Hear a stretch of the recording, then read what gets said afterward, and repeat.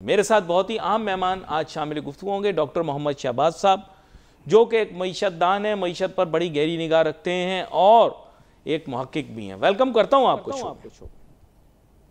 बहुत शुक्रिया अली भाई। बात कुछ ऐसी है कि डॉक्टर मोहम्मद शहबाज साहब यहाँ पाकिस्तान के माशरे और अहवाल के बारे में तो मैं आपको ज़्यादा नहीं बताना चाहूँगा, लेकिन मैं आपको ये ज़रूर बता सकता हूँ कि 9 मई के वाक़यात के बाद अब हम खुल के मईशत पर तनकीद भी नहीं कर सकते। अब हमें सिर्फ वाह वाह वाह वाह वाह वाह वाह वाह करनी पड़ती है। मुझे ऐसा महसूस होता है कि मैं किसी भौंडे से शायर के मुशायरे में आ गया हूँ और यहाँ पर मुझे हर शेर, चाहे वो सही हो या गलत हो, बावज़न हो या बेवज़न हो, मुझे वाह वाह वाह वाह वाह वाह वाह वाह वाह वाह करनी पड़ती है। हमने जनाब इसहाक डार साहब जब वज़ीर ख़जाना थे, हमने इतनी तनकीद की उन पे।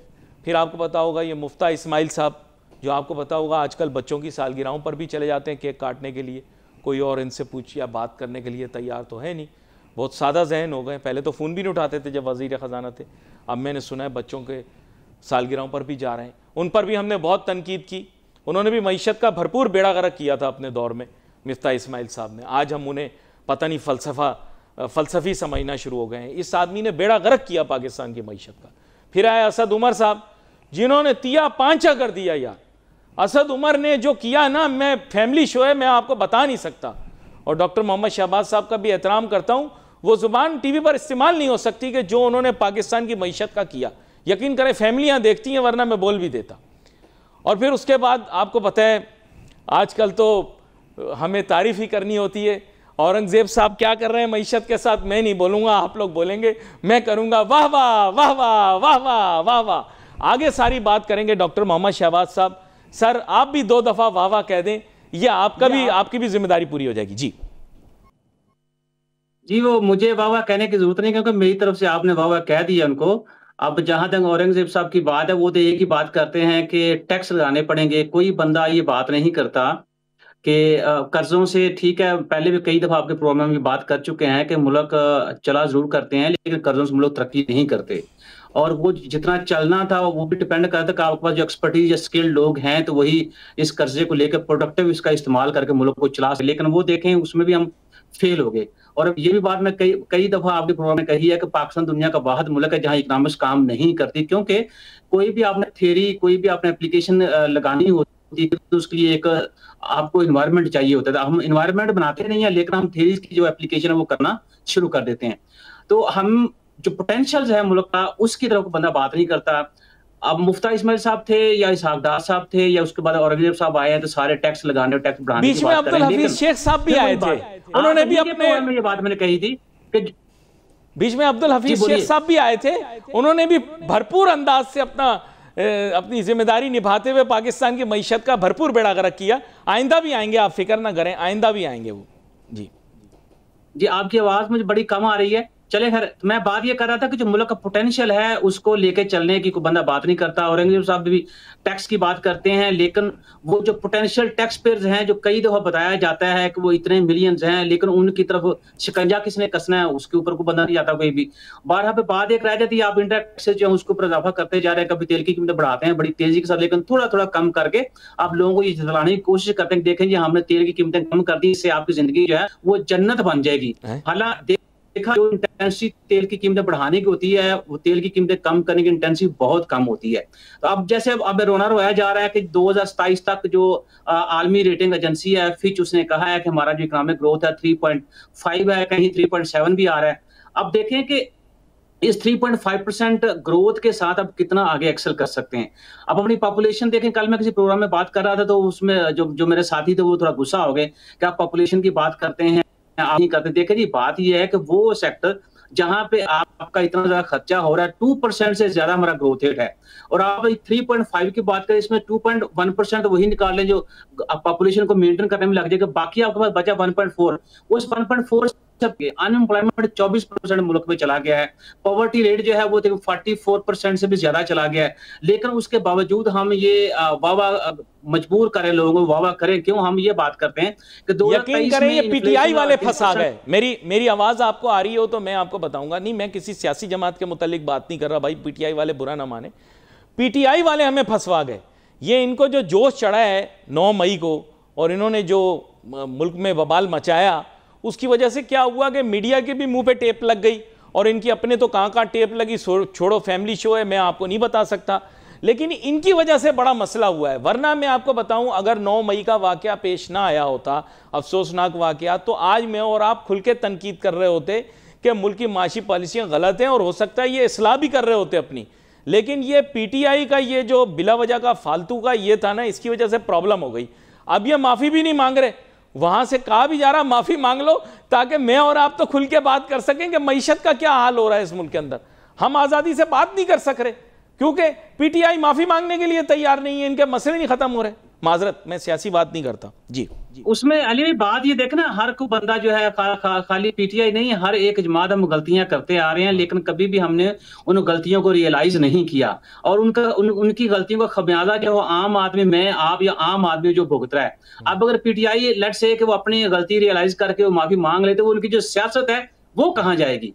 तो हर बंदा जो है अपनी सियासी दुकान जो है उसको चमकाने के चक्कर में, उसको चलाने के चक्कर में, उसको आगे लेके आने के चक्कर में जो आम आदमी जो है उसको पीस रहा है। और आप देखें कि हम कहने को कहते हैं कि इन्फ्लेशन जो आपका 4.1% है, लेकिन आप मार्केट में चले जाएं, आपको नजर आएगा कि ऐसी कोई चीज हमें नहीं मिलती कि जिसके ऊपर हम रिलाय करके ये कह सकें वाकई यार इन्फ्लेशन जो है वो 4.1% है। और अगर इन्फ्लेशन 4.1% है तो गवर्नमेंट जो माफिया है उनके साथ कह लें को डिस्कशन क्यों कर रही है? अगर इन्फ्लेशन 4.1% था तो चीनी जो 75 रुपए किलो क्यों नहीं आई, वो 175 रुपए के ऊपर गवर्नमेंट जो उनके साथ बार्गेन क्यों कर रही है?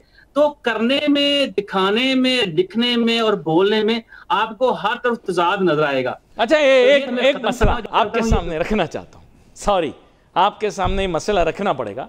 बिजनेस कम्युनिटी कहती है, बिजनेस कम्युनिटी का यह कहना है कि जनाब 32 सूबे बनाए जाएं। मेरे जहन में आया, मैं आज डॉक्टर मोहम्मद शहबाज साहब से पूछूंगा कि ये 32 सूबे बनने से क्या पाकिस्तान के माशी हालात ठीक हो जाएंगे? वो उनका कहना है ये 32 सूबे बनाएंगे हम, तो 32 सूबों से क्या मुल्क के हालात ठीक हो जाएंगे और क्या बन सकते हैं प्रैक्टिकली 32 सूबे? अली भाई आपकी आवाज नहीं आ रही मुझे। मैंने कहा बिजनेस कम्युनिटी कहती है कि 32 सूबे बनने चाहिए। मेरी आवाज आप तक आ रही? 32 सूबे हमारी बिजनेस कम्युनिटी कहती है कि 32 सूबे बनने चाहिए। क्या 32 सूबे बनने से पाकिस्तान के माशी हालात बेहतर हो जाएंगे? देखिए जी, सूबे 32 को छोड़ के 132 बना लें। जब तक चीजों को आप समझे नहीं, जब तक आप ईमानदारी से काम नहीं करेंगे, अपने काम को आप जिम्मेदारी नहीं समझेंगे, तो वो 32 सूबे बनाने से क्या फर्क पड़ेगा आपको? बात यह है कि आप जो, मैं आपसे बात पहले कर रहा हूं, अगर मैं इस जगह बैठा तो मुझे अपना काम जिम्मेदारी से करना चाहिए। आप अपनी जगह बैठे हैं, आपको अपना काम जिम्मेदारी से करना चाहिए। जो हुकाम बाला हैं या प्रोविंशियल असेंबली के अंदर लोग हैं या एडमिन के अंदर लोग बैठे हैं, जब तक ये लोग ईमानदारी से काम नहीं करेंगे, चीजें कैसे आगे बढ़ेंगी? अभी आप देखें के अंदर जो तूफान आया, जितने लोग मारे गए, अभी तक हमें वो सही अंदाजा भी नहीं है कितने लोग मारे गए, कितने लोग वहां पे मतलब उनकी लाशों का पता नहीं चल। लेकिन हम क्या कह रहे हैं? हम ये कह रहे हैं कि हमें किसी से भीख मांगने की जरूरत नहीं है। अरे भाई 800 अरब का कर्जा है आपके ऊपर, तो जिस सूबे के ऊपर 800 अरब का कर्जा हो उसके सीएम को ये बात करने की जरूरत है इस तरह की, और टाइम है इस तरह की बातें करने का? अभी तो मेरे ख्याल में सारे लोगों को इकट्ठे होके जितना केपीके की हेल्प हो सकती है वहां के लोगों को सेटल करने में हमें अपना रोल अदा करना चाहिए। ये 2005 के जलजले के बराबर ये कुदरती आफात आई हैं, 2005 के जलजले के बराबर। ये फिर आपकी आवाज खत्म हो गई है। वो बीच बीच में आती जाती रहेगी, लेकिन मैं आपको वैसे बता दूं कि 2005 का जो जलजला आया था ना, उसके बराबर ये क्लाइमेट चेंज के इम्पैक्ट्स आए हैं, जलजले के बराबर जो है सैलाब के इम्पैक्ट्स आए हैं, लेकिन किसी को कोई परवाह नहीं है। देखिए 2005 का जो जलजला था, आप समझते हैं कि आज जो तबाही हुई है ये बराबर है? मेरा ख्याल है कि आज जो तबाही हुई है ये उससे कहीं ज्यादा है। फिर दूसरी बात यह है कि हमें जब पिछले 10 सालों से इंटरनेशनल मीडिया जो है, ये इंटरनेशनल एजेंसीज के लोग जो हैं, ये हमारे अपने लोकल जो रिसर्च के इदारे हैं, वो कह रहे हैं क्लाइमेट चेंज जो है इसके बारे में, इसको रोकने के लिए या इससे निपटने के लिए कुछ इकदाम किए जाएं। हमने क्या किया? क्या हमने वो जो इलीगल हाउसिंग सोसाइटीज उनको हमने बंद कर दिया? क्या हम जो बेजा दरख्तों की कटाई कर रहे थे बंद कर दिया? क्या जब पाकिस्तान बना था जो 22.5% आपको टोटल रकबे का ऊपर जंगलात थे, क्या उनको हमने बढ़ाया? नहीं, उनको बढ़ाने के बजाय हमने कम किया। आज हमारे प्रेसिडेंट साहब कह रहे हैं कि हमें फैसला कुन अंदाज में दरख्त लगाने की जरूरत है। मुझे बताइए पिछला जो बिलियन सुनामी ट्री मंसूबा था वो कहाँ गया? क्या वो हमने वाकई उसको डॉक्यूमेंट्स में सिर्फ वो उसको हमने इंप्लीमेंट किया था कि यार रियलिटी में हमने कहीं दरख्त लगाए? कितना मैंने केपी के फिर के देखा, मुझे उस मंसूबे कहीं वो टेल भी नजर नहीं आई।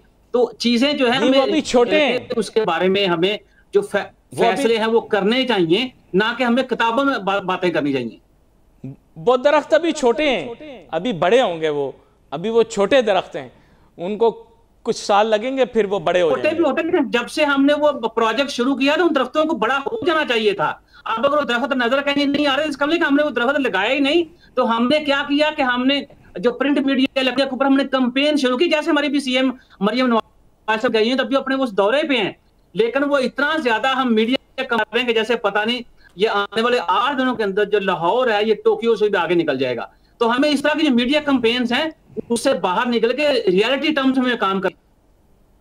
वैसे जितनी खुदाइयाँ इस वक्त तरक्याती काम के नाम पर पाकिस्तान में हो रही हैं, मुझे ये तो नहीं पता कि टोक्यो बन जाएंगे या नहीं, लेकिन जितना ये खोद रहे हैं मुझे लग रहा है दूसरी तरफ टोक्यो ज़रूर निकल आएगा। बड़े अहम मौजू के ऊपर गुफ्तगू हो रही थी। नाजरीन, आपको पता होगा कि मुल्क में सैलाबी कैफियत है, कराची में भी रेन एमरजेंसी लगी हुई है, लेकिन सुबह में जब टिप टिप बरसा पानी तो मेरे जहन में आया कि यार ये सारा पानी हमने उठाकर नालों में गर्क कर दिया, अगर हम इसे जमा कर लेते, रेन वाटर हार्वेस्टिंग कर लेते तो क्या कमाल हो जाता। आपको पता होगा कि कराची का वाटर टेबल, सब सॉइल वाटर, वो भी सारा ड्राई हो चुका है। मेरे दिल में ख्वाहिश आई, ये काउंसलर आजकल खड्डे बना बना के पानी उसमें डाल रहे हैं और फिर कह रहे हैं कि साहब बोर से हम मोटर से बाहर निकालेंगे। यार आप कराची का कोई चप्पा खाली छोड़ देते, हर जगह शादी हाल, बच्चों के स्कूल और जनाब शॉपिंग मॉल बनाने के बजाय तालाब बना लेते, यार तालाब बना लेते, बंद बांध देते। ये जो लियारी नदी है, ये जो मलीर नदी है, इसमें पानी को जमा कर लेते यार। लेकिन आप में आपका ऊपर वाला खाना जो है उसमें कोई गड़बड़ है यार। इतने आप लोग बेवकूफ़ लोग हो कि वो कुएं खोद खोद के उसमें पानी डाल रहे हो, कह रहे हो ये पानी सब सॉइल वाटर पूरा करेगा, फिर उसके बाद हम मोटर से इसको बोर करके निकालेंगे। अरे भाईजान तालाब बना लो यार, सारी दुनिया में यही हो रहा है। लेकिन डॉक्टर मोहम्मद शहबाज साहब, आपकी इत्तला के लिए मैं ये बात बताता चलूँ कि बहुत सारे ममालिक जहाँ पर बारिशें होती हैं, मौसम लगता है, वहाँ पर वो लोग वाटर बॉडीज़ बना देते हैं।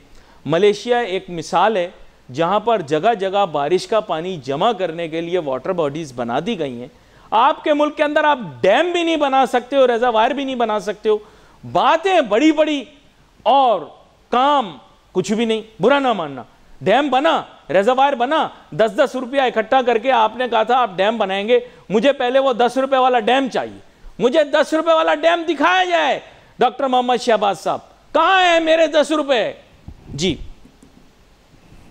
पहली बात तो ये है कि अगेन वही बात, पुरानी बातें हम दोहरा रहे हैं, क्योंकि वजह उसकी ये जो चीज़ों को बरामद नहीं होता तो नई चीज़ को बाहर निकल के सामने आती नहीं है।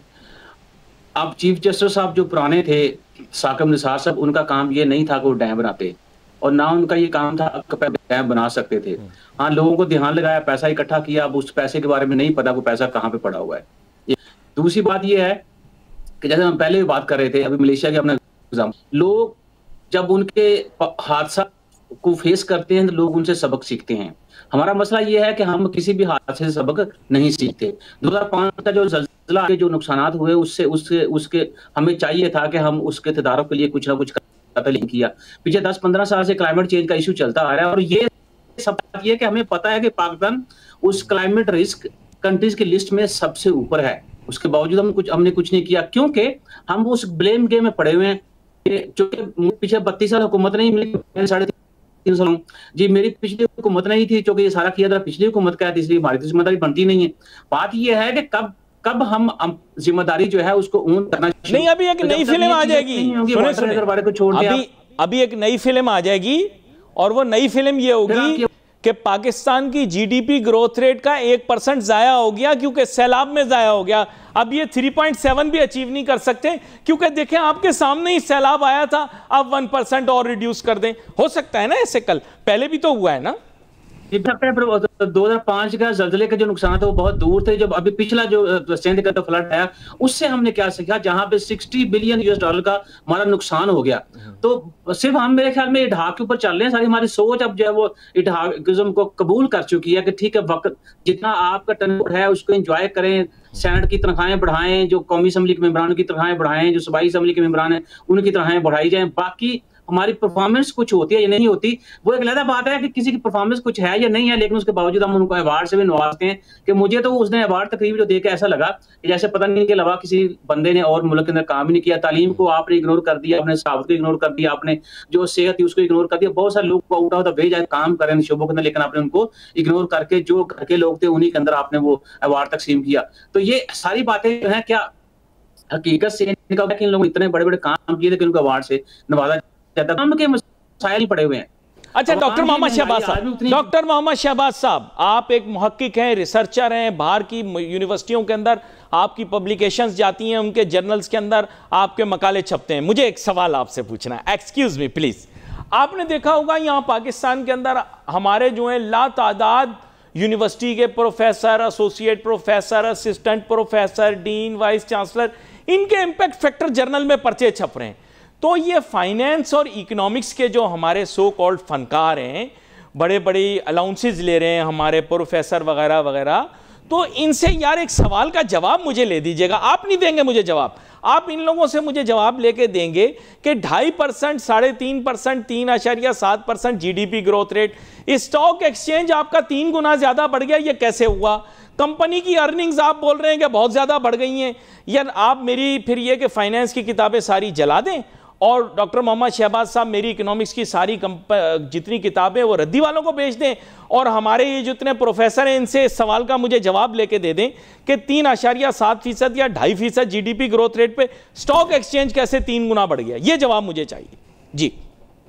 जी वो देखें, वो चलो जितना जवाब मुझे आता है मैं वो आपको बता देता हूँ। बाकी तो अगर प्रोग्राम देख रहे हैं तो मेरे ख्याल में उनको चाहिए कि आपके प्रोग्राम को कमेंट करें तो वो आपके सवाल का जवाब।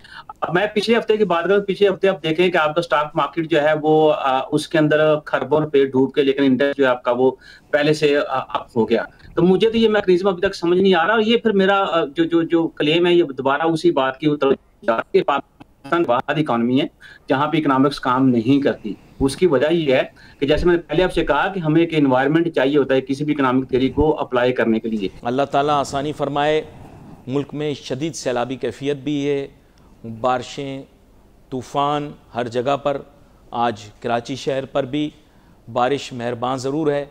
अल्लाह ताला से दुआ करते हैं कि रहमत की बारिश हो, ताम बादल के गरजने से ऐसा महसूस हो रहा है कि आमाल का नतीजा कहीं आज ही ना आ जाए।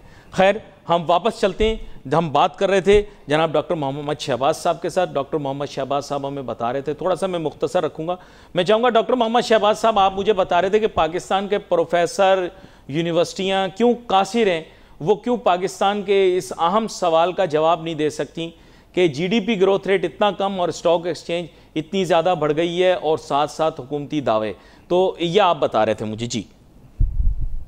जी पहली बात तो ये है कि स्टॉक मार्केट जो है उसको हमें इतना उस तरह से नहीं देना चाहिए। पूरी इकोनॉमी आपकी शो नहीं होती। इससे ये कि जो इंडिकेटर है कि जिससे आप ये परसीव कर सकते हैं कि हाँ जी हमारी इकोनॉमी जो है वो ग्रो कर रही है, लेकिन हम ये नहीं कहते कि स्टॉक मार्केट आपका ग्रो होगा तो सारे का सारा जो आपका इकोनॉमी है उसके ऊपर डिपेंड करता है। इकोनॉमी के अंदर बहुत सारे सेक्टर्स हैं। अच्छा, अब जहां तक बात ये हो रही है ग्रोथ आपकी स्लो है लेकिन स्टॉक मार्केट का इंडेक्स जो है वो आपका बढ़ रहा है, तो इसका मतलब ये है कि कहीं ना कहीं कोई डी लिंक्स हैं जो शायद अभी तक हम उनको परसीव नहीं कर पाए। लेकिन ये आप बता रहे हैं ना, ये आप बता रहे हैं ना मुझे, ये पाकिस्तान वाले प्रोफेसर क्या कर रहे हैं ये क्यों नहीं बता रहे मुझे? ये पाकिस्तान की यूनिवर्सिटियां क्यों नहीं बता रही? ये तो कॉन्फ्रेंसें और सेमिनार कर रहे हैं, ये क्यों नहीं बता रहे मुझे? इस सवाल का जवाब मैं आपसे ये जानना चाह रहा हूं। तो वो उसकी वजह ये है कि आपने इंट्रो के अंदर खुद ही कहा था कि हमें वाह चाहिए, तो मेरे ख्याल में वो ये सारी बातें आप कह रहे हैं कोई जवाब नहीं दे रहे आपके इस सवाल का, कि वो सारे लोग जो वाह करने के अंदर मसरूफ हैं। तो जब वो वाह से उनकी जान छूटेगी तो फिर आपके वो सवाल का जवाब भी दे देंगे आपको। हाँ, ये बात आपने बड़ी अहम कर दी, लेकिन आप तो एकेडमिया से ताल्लुक़ रखते हैं, डॉक्टर मोहम्मद शहबाज साहब, ये तो एक, जिसे आप कहें, फिर ऐसे लोग हमारे बच्चों को पढ़ाएंगे कि जो खुलकर ये भी बात करने के लिए तैयार नहीं है, इकोनॉमिक और फाइनेंस के फिनोमिना एक्सप्लेन करने के लिए तैयार नहीं है, बिजनेस एनवायरनमेंट को डिस्कस करने के लिए तैयार नहीं है। क्या ये हमारी नई जनरेशन को तैयार करेंगे? मेरा आपसे सवाल। जी, उसमें अली भाई बात देखें, मैं भी इसी सिस्टम का पढ़ा हुआ हूँ, बल्कि मैं कई दफा में ये मेरी बात हुई है कि आप इतना एक्सेल कैसे करेंगे। अल्लाह ताला की जात ने एक्सेल किया, मुझे मेरी इतनी औकात कहाँ कि मैं ये बात कर सकूं। तो मैं भी आम का पढ़ा हुआ हूँ। मैट्रिक के बाद मैंने FA BA MA मैंने कैंडिडेट घर में बैठ के मैंने एग्जाम दिया है। इवन कि मेरा MPhil भी प्राइवेट यूनिवर्सिटी से है, मेरी PhD भी प्राइवेट यूनिवर्सिटी से है। उसके बावजूद की जात ने इतनी रहमतें मेरे ऊपर की हुई हैं। तो बंदे के अपने अंदर भी एक विल होती है ना आगे बढ़ने की या काम करने की। हमारी यूथ जो है वो, चूंकि सोशल मीडिया का दौर है, तो हर बंदा जो है वो चाहता है कि हर आने वाले नए सेकंड के साथ वो या तो बहुत ज्यादा अमीर हो जाए या बहुत ज्यादा सक्सेसफुल हो जाए। लेकिन लोग ये नहीं सोचते, बल्कि आज मेरी भी सक्सेस के बारे में लोग बातें करते हैं, लेकिन उसके पीछे मेहनत की है। आज जितनी अल्लाह ताला की जात ने मेरे हाथ में ताकत दी है, मैंने उसको इस्तेमाल किया है, जितना मैंने सेक्रीफाइस किया है वो किसी को नजर नहीं आता, लेकिन आती है हर बंदे को। तो नई जनरेशन जो है उनको मेरे ख्याल में सोशल मीडिया से निकल के हमें थोड़ा रियलिटी की तरफ देखना चाहिए और हमें मेहनत करनी चाहिए। जब आप मेहनत करेंगे तो फिर आपको हाथ देने की जरूरत नहीं होगी, आपको मीडिया कैंपेन करने की जरूरत नहीं होगी, क्योंकि बड़े किसाने ने बात कही है कि आपके जो अमल होते हैं या जो आपका आउटकम होता है वो आपके अल्फाज से ज्यादा बड़ा होता है। कि जब आप काम करते हैं तो सारे लोग फिर काम आपका देखते हैं, फिर लोग आपको ढूंढ लेते हैं। ये बड़ा अहम नुकता है जो आपकी तरफ से आ गया। डॉक्टर मोहम्मद शहबाज साहब, आपका बहुत शुक्रिया, आप शो में हमारे साथ शामिल हुए। नाजरीन, बड़े अहम नुकात के ऊपर हमने बात की डॉक्टर मोहम्मद शहबाज साहब के साथ। मुल्क के अंदर सैलाबी कैफियत, नाजरीन, रोज़ कुदरती आफात की तादाद में इजाफा और उसके साथ साथ मुश्किल और परेशानियाँ भी बढ़ती जा रही हैं। अल्लाह ताला पाकिस्तान की हिफाजत फरमाए, ताहम हमारे आमाल जो हैं उनकी इस्लाह हम जितनी जल्दी कर लें उतना अच्छा रहे और हमारे लिए भी आसानी रहेगी। मुश्किलात बहुत सारी हैं और इनसे हमने मुकाबला करना है। हमारी मईशत और शरह नमू जो कि 3.7% ये बता रहे हैं, तो मेरे ख्याल से इसके बारे में भी मुस्तकबिल में बात करेंगे। Wait for message on Facebook. Ali Nasir, my team को इजाज़त दीजिए। अल्लाह हाफिज़।